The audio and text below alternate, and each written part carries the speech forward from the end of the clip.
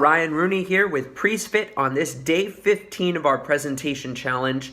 That means we're in our third week of our challenge, and this week we're dedicating it to staying motivated. You'll remember Father Stephen Gadbury's day in which he invited us to be motivated by being realistic, optimistic, and altruistic with our goals. So stick to those original goals. If you haven't looked at them, look at them again and see how you're doing this week.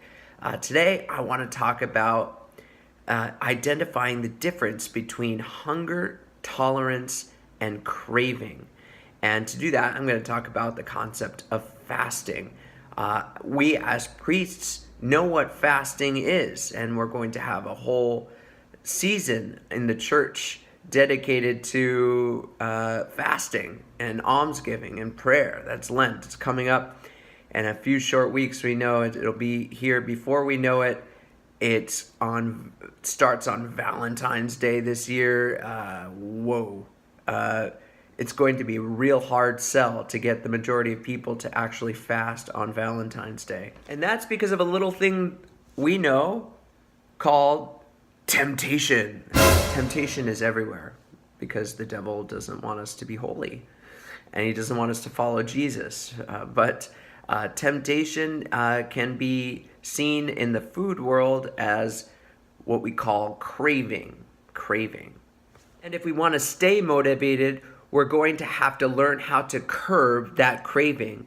And to do that, we're going to use our spiritual tradition of fasting and couple it with a little practice that I'm going to give you today. You'll remember the readings yesterday talked about fasting with the bridegroom.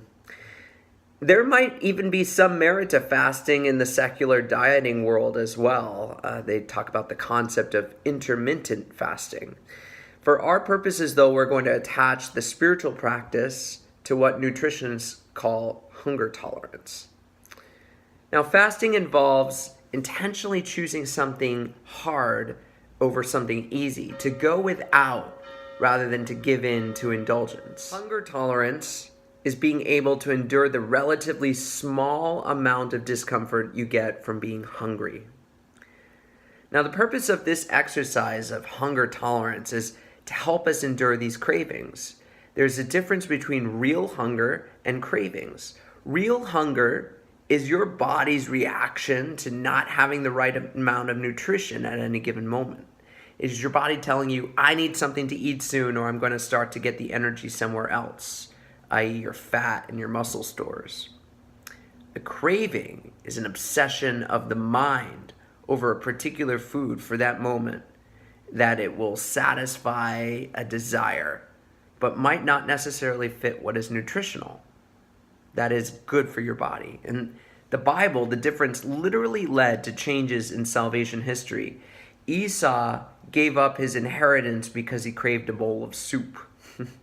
Jesus resisted the devil by not turning a stone into a loaf of bread when he was legitimately hungry after fasting for 40 days. Now, the difficulty with being a food addict or someone who obsesses over food, and a lot of us obsess over food. We just came out of a whole season where people were obsessing over food. We become often unable to determine the difference between hunger and craving. We can imagine having cravings while we were actually hungry. That's a really difficult situation. So practicing hunger tolerance can help us differentiate between what is a craving and what is real hunger. As we progress in developing our food plans, we'll need to decide what is the right amount of food at any given time and practice abstaining from food between those times.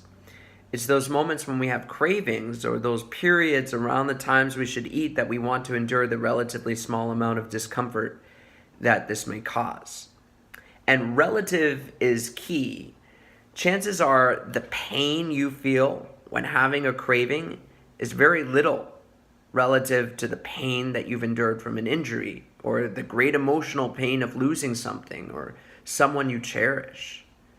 You may also think about the hunger of a third world orphan and the small amount of hunger you may feel right now. To practice hunger tolerance, choose one meal either lunch or dinner. You need the energy of breakfast. Please get your breakfast in. Choose one meal and skip it. Make sure this meal you are skipping isn't around the time you exercise today. It's so important to have the right amount of calories in you so that you do not get hurt in the gym. If again, this is not advisable by your doctor because of some medical condition, please do not stray from your meal plan. But if, like most Catholics, you've been accustomed to a fast before, I ask you to take the time to attach the meaning of this challenge to the fast. We are presenting ourselves to the Lord. You might also want to sneak in a prayer for our country and for an end to all injustice and attacks against human life, especially as we go march on Washington this week in the March for Life. Write down your experience of how the hunger went and any craving you might have had.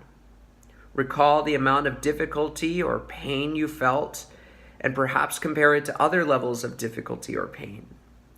Next, decide if you can go without those extras between meals. One of those practices to help you curb cravings, especially if you're going out to a big dinner, is to drink water before that dinner so that you feel fuller and you don't want to eat as much. Another is after you have finished your meal or when you have finished your plate, wait 15 minutes before you are going to take another bite. Your body needs time to register that it's actually full. So actually stop eating and see how you feel after 15 minutes. Chances are you will feel fuller rather than want the rest of the stuff on your plate or going up for that second helping. At the end of the challenge, you may be tempted to go back to your old crazy way of eating. You'll be able to ward that off now because you know that even the pain of a little hunger is able to be overcome. Eat clean, be fit, and pray well.